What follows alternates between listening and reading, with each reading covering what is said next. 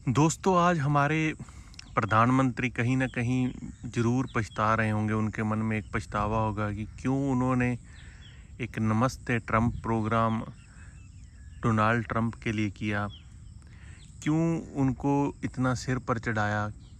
लेकिन आज वो इस बात को मान नहीं सकते, कह नहीं सकते, लेकिन एक जो उनके मन में टीस है वो हमेशा इस बात की रहेगी। जिस तरह से ट्रंप ने भारत को मतलब डिच किया है, एक धोखा दिया है, तो भारत ने जो नमस्ते ट्रंप प्रोग्राम किया था ट्रंप के लिए, उस टाइम भारत के लोगों ने, मैं तो कहूँगा कि जो शेख चिल्ली लोग हैं हमारे देश में ही हैं, यज्ञ किए थे उसकी जीत के लिए। मतलब कि आप जीतो और जीत के भारत की ऐसी तैसी करो। आज उन लोगों को जिन्होंने यज्ञ किया, क्या आज उन लोगों को देशद्रोही नहीं कहा जाना चाहिए कि आप उस आदमी के जीतने की दुआ कर रहे हो जो भारत का सर्वनाश चाहता है, जो भारत की अर्थव्यवस्था को एक मरी हुई अर्थव्यवस्था कहता है। क्या आज उस मीडिया को, उस दोगली मीडिया को आज देशद्रोही नहीं कहा जाना चाहिए, जिसने उस टाइम पे नमस्ते ट्रंप हमारा मसीहा, ट्रंप हमारा चाचा, मामा, फूफा, पता नहीं क्या क्या कह दिया उस ट्रंप को। और आज उसी ट्रंप को कवर देने, मतलब कि हमारे प्रधानमंत्री को कवर देने के लिए उस ट्रंप को भला बुरा कह रहे हैं। ये भारत की एक विदेश नीति की बड़ी तगड़ी हार है कि आपको, जो उन्होंने इतने सालों की, आप विश्व में ये बताने की कोशिश कर रहे थे कि हम भारत और अमेरिका दोनों एक हैं, दोनों सहयोगी हैं, लेकिन 1 मिनट में ट्रंप ने बता दिया कि आप कौन हो और हम कौन हैं। और आने वाले टाइम में और भी संकेत दे दिए कि आने वाले टाइम में और भी मैं ऐसे ऐसे बम छोड़ूंगा। और सबसे ज़्यादा अगर आपके कोई दुश्मन की तारीफ़ करे या दुश्मन के साथ मिलके काम करे, तो वो आपका उससे भी बड़ा दुश्मन है। क्योंकि जो पाकिस्तान में अब इन्वेस्टमेंट की है यूएस ने, और उसके बाद भारत को चिढ़ाने के लिए ये भी कह दिया है कि पाकिस्तान एक दिन भारत को तेल बेचेगा, तो मतलब इसका साफ है कि वो आपको कुछ नहीं समझता, वो आपको डिच कर रहा है। लेकिन अब भी अगर आप इस चीज़ को समझेंगे नहीं, तो आप फिर सबसे बड़े मूर्ख हैं।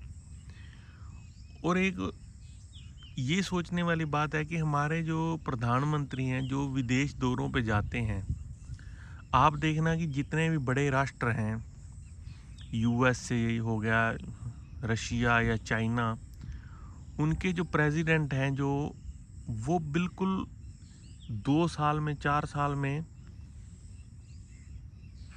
किसी कंट्री में जाते हैं, दूसरे कंट्री में, या मतलब कि यात्रा पे, तो उनकी एक वैल्यू बनती है कि आप, मतलब जैसे पुतिन भारत में आए थे आज से 4 साल पहले, तो अब आना है तो एक हाइप है कि पुतिन आएंगे या ट्रम्प आएंगे या फलाना आएगा। लेकिन हमारे प्रधानमंत्री ने कम से कम हर देश में 4-4 बार 1 साल में होके आते हैं। तो ये भी कहीं ना कहीं एक, मतलब इसको हम विदेश नीति के नज़रिए से देखें तो इसमें एक वैल्यू कम होती है हमारे देश की, कि हमारा प्रधानमंत्री हर एक कंट्री में, छोटा हो बड़ा हो, साल में 2 बार जा रहा है, 3 बार जा रहा है।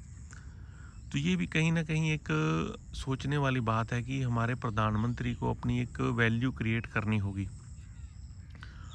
और उसके बाद जो हमारा जो प्लानिंग है, हमारी जो रणनीति है, वो भी कहीं ना कहीं एक फेलियर है। अब जो जिन सेक्टर पे टैरिफ लगे हैं, उन सेक्टर पे एकदम से जो लोड आएगा, एकदम से जो वहाँ पर बेरोजगारी आएगी, उसके लिए कोई भी प्लान तैयार क्यों नहीं किया हमारे जो रणनीतिकार हैं, हमारे उद्योग मंत्री हैं।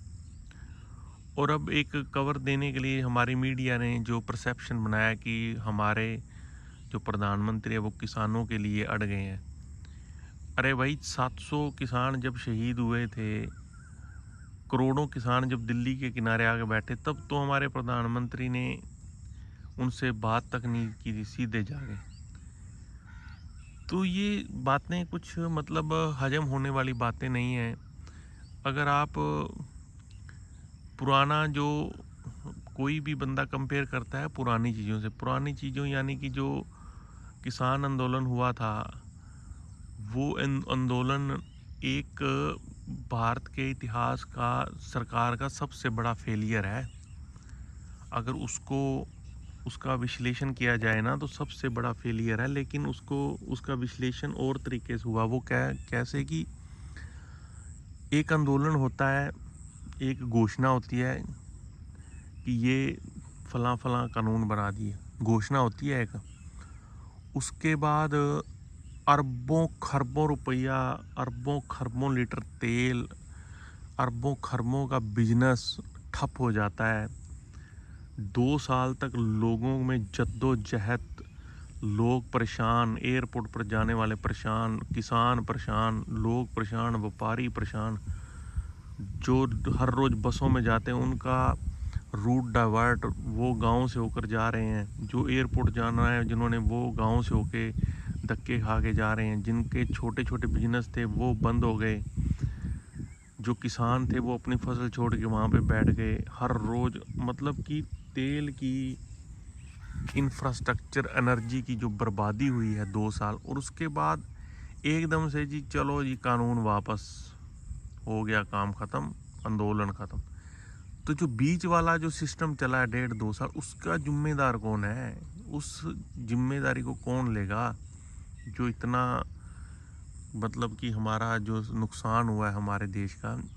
तो कहने का मतलब है कि रणनीति हमेशा से भारत सिर्फ और सिर्फ वोट पाने की रही है। जितनी देर तक हमारी रणनीति वोट पाने की रहेगी, कोई भी सरकार, वो कांग्रेस हो, बीजेपी हो, कोई भी सरकार हो, वो भारत का भला नहीं कर सकती। भारत का भला तब होगा जब आप एक बार वोट लेके और सुधार करने की कोशिश करोगे। तो दोस्तों, आप इस चीज़ के बारे में क्या सोचते हैं, कमेंट करके ज़रूर बताना। नमस्कार दोस्तों।